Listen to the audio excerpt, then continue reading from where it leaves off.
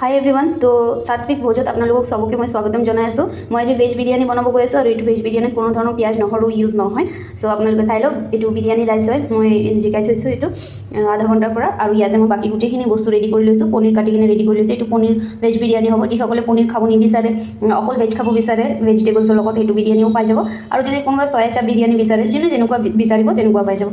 Same এইটো হ'ল আপোনাৰ বিনছ, ফুলকবি, গাজৰ, আলু লৈছোঁ অলপ ডাঙৰকৈ, আৰু কেপচিকাম লৈছোঁ। এইফালে মই 10 মিনিট আগতে ভিজাই থৈছোঁ গৰম পানীত কাজু আৰু লগতে মগজ, আৰু ইয়াতে বিলাহী লৈ লৈছোঁ, পেষ্ট কৰিম। এতিয়া মই এই কাজুখিনিৰ লগত একেলগে বিলাহী পেষ্ট কৰি দিম।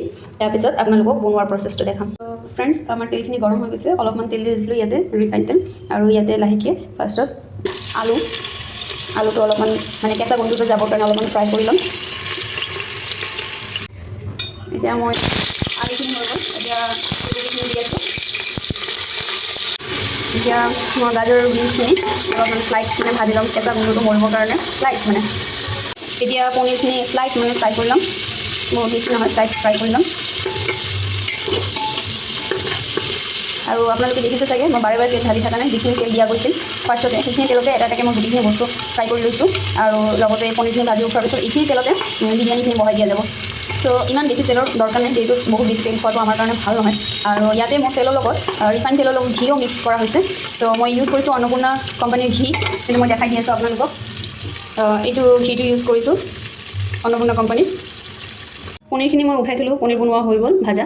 আৰু এতিয়া মই বিৰিয়ানীখিনি বহাম। চ' বিৰিয়ানীখিনি বহাবৰ কাৰণে ফাৰ্ষ্টত মই দি দিলোঁ তেজপাত অলপ, দালচিনি আৰু এইটো জয়িত্ৰী একেলগে দি দিলোঁ। তেজপাতখিনি অলপমান মই ইয়াতে গৰম হ'ব দিম। তাৰপিছত মই ইয়াতে দি দিলোঁ অলপ জিৰা, গোটা জিৰা আৰু লং, বেছি নহয়, দুটামান লং দি দিলোঁ। একচুৱেলি কি হয়, বিৰিয়ানীৰ মেইন ফ্লেভাৰটো যোনটো হয় সেইটো কিন্তু গোটা গৰম মছলাৰ পৰাই। গোটা গৰম মছলাটো নাথাকিলে অৰিজিনেল ফ্লেভাৰটোৱে নাহে। চ' এতিয়া মই এই পেষ্টটো বনাই থৈছিলোঁ মগজ আৰু কাজু বাদামৰ, ইয়াতে মই দি দিলোঁ। পেষ্টটো যিহেতু বিলাহীখিনি অলপমান মানে কেঁচাই আছিল, চ' সেইটো অলপমান মই ফ্ৰাই কৰি ল'ম বিলাহীখিনি, যাতে কেঁচা গোন্ধটো মৰি যায়।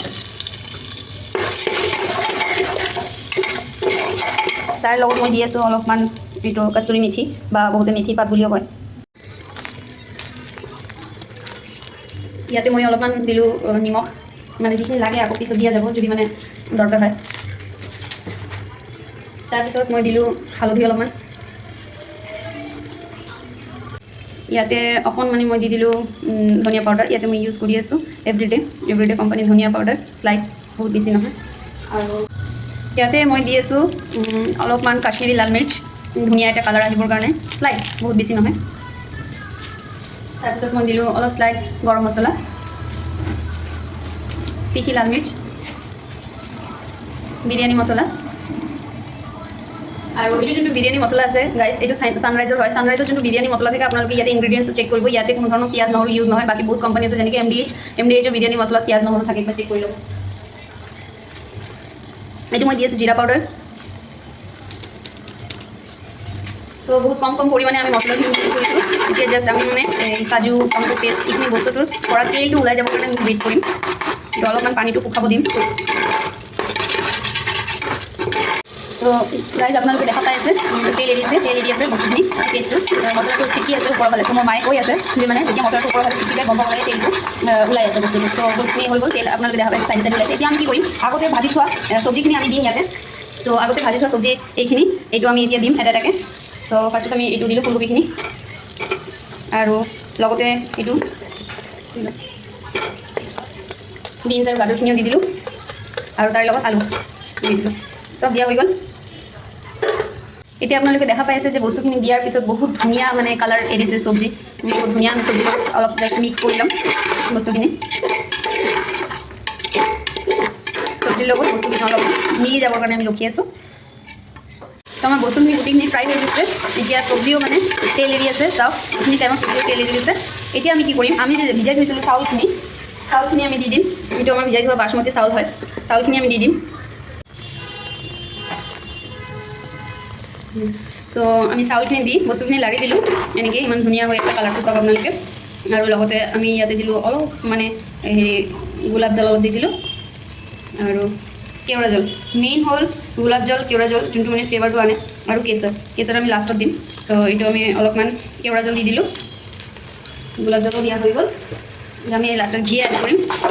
এইখিনি আমি মিলাই দিওঁ যাতে আমাৰ পিয়'ৰ বিৰিয়ানী ফ্লেভাৰটো আহে। লাৰি দিলোঁ। এতিয়া পানী দিম, পানী দি কিনে চিটি মাৰিম। এইটো আপোনালোকে দেখা পাই আছে, পানীখিনি দি দিলোঁ। পানীখিনি দিয়া টাইমত আপোনাৰ চামুচ দি লাৰি আছিলে, যিটো চামুচটো যদি এনেকৈ ঢালি দিয়ে চামুচটো ধোৱা গ'ল, বস্তুখিনিও ৱেষ্ট নহ'ল। চ' এনেকৈ বনাব পাৰে। পানীটো সদায় আন্দাজমতে দিব লাগিব। বিৰিয়ানী বহুত বেছি পানী হৈ গ'লে একদম বেয়া লাগিব। বিৰিয়ানীটো আৰু বিৰিয়ানী হৈ নাথাকে, খিচিৰি হৈ যাব। চ' এনেকৈ ছাইডত লাগি থকা চাউলখিনি আমি দি দিলোঁ আৰু তাৰপিছত পানীখিনি দিলোঁ। এতিয়া আপোনালোকে চাগে ভাবি আছে পনীৰ বিৰিয়ানী বনাইছে, পনীৰ দিয়াই নাই কিয় এতিয়ালৈকে। পনীৰটো কি হয়, ড্ৰাই মানে চাউলৰ ডাইৰেক্ট যদি দি কিনে আমি এনেকৈ বাৰে বাৰে লাৰ চাৰ কৰি এইটো বস্তুটো ভাগি যাব। সেইকাৰণে আমি কি কৰিম, এতিয়া এইটো যিখিনি আমাৰ পানী হৈ গ'ল আৰু লগতে এতিয়া আমি পনীৰখিনি দিম। পনীৰখিনি বহুত বেছি ইয়াতে পনীৰ দিয়া যোৱা নাই, যিখিনি মানুহ খাব সেইটো আন্দাজতে আমি পনীৰখিনি দিলোঁ আৰু এতিয়া আমি এইটো চিটি মাৰিম, এটাই চিটি মাৰিম। সো বন্ধুসকল চাওক, পিঁয়াজ নহৰু নিদিয়াকৈ আমাৰ পিয়'ৰ ভেজ বিৰিয়ানী ৰেডি হৈ গ'ল। পনীৰ বিৰিয়ানী হয় এইটো। আপোনালোকক যদি ভাল লাগে বা আপোনালোকক যদি দৰকাৰ হয় তেতিয়াহ'লে আপোনালোকে অৰ্ডাৰ কৰিব পাৰে। আৰু কেনেকুৱা লাগিছে ৰেচিপিটো কমেণ্ট কৰি নিশ্চয় জনাব। Thank U.